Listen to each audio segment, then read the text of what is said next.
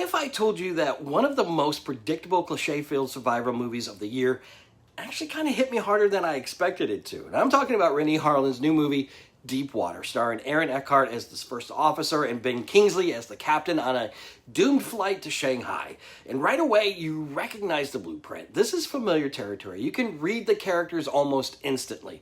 The arrogant passenger, the kids, the emotional connection forming between strangers, the tension between opposing personalities, and the sense that not everyone is going to make it through this. It leans into every recognizable setup, and normally that would work against a movie like this, but here, something different started to happen for me. I wasn't just watching it play out, I was invested in how it was playing out, even when I could see the direction it was heading.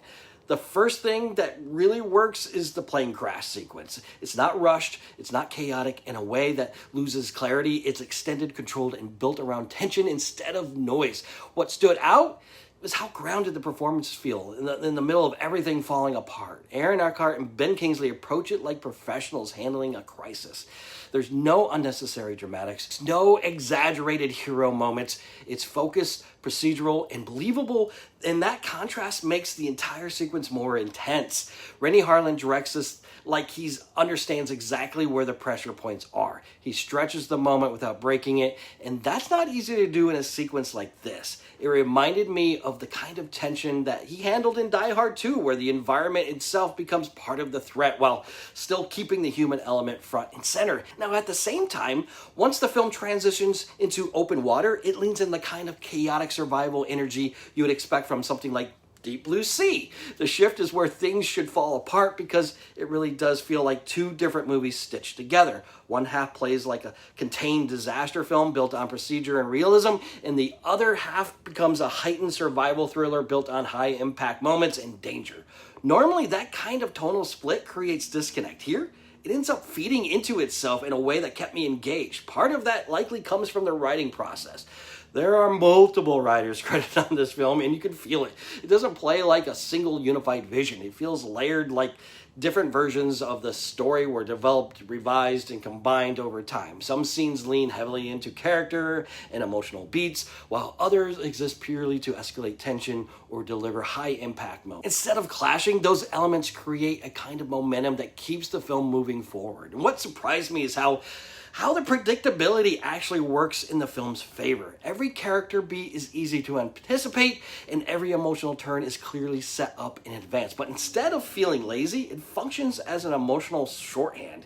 You immediately understand who these people are and what they represent. So the movie doesn't have to spend time convincing you to care. It just moves and you move with it. Now, there's no way around it. The movie is manipulative. Every emotional beat is carefully constructed to pull a reaction. The music, the pacing, the character decisions, the moments of sacrifice and loss, all of it designed to guide you how to feel. There's nothing subtle about it, and yet it works. That's the part I keep coming back to. I can see exactly how it's built. I can see where it's pushing, where it's pulling, and what it's trying to do in each moment. It isn't also surface level entertainment. This is a popcorn movie, no question. It isn't aiming for prestige, and it isn't being elevated. It's not presenting itself as high art, but it also doesn't feel disposable.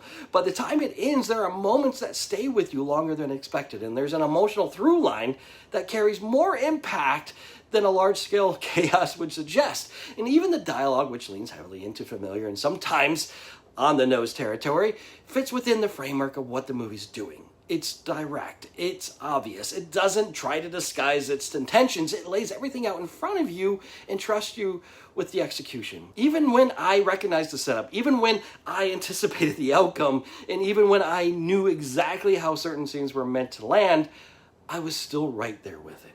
So I'm left in a strange place with this movie. It delivers on the level of pure entertainment. It carries real tension. It has genuine moments of loss and consequence. It clearly manipulates its audience, and at the same time, it earns a reaction it's aiming for. That combination is what makes it interesting. Deep Water ends up being exactly what it looks like on the surface, and at the same time, something that connects on a deeper level than expected.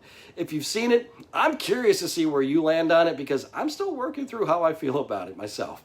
Appreciate you going on this film journey with me, and as always, be real.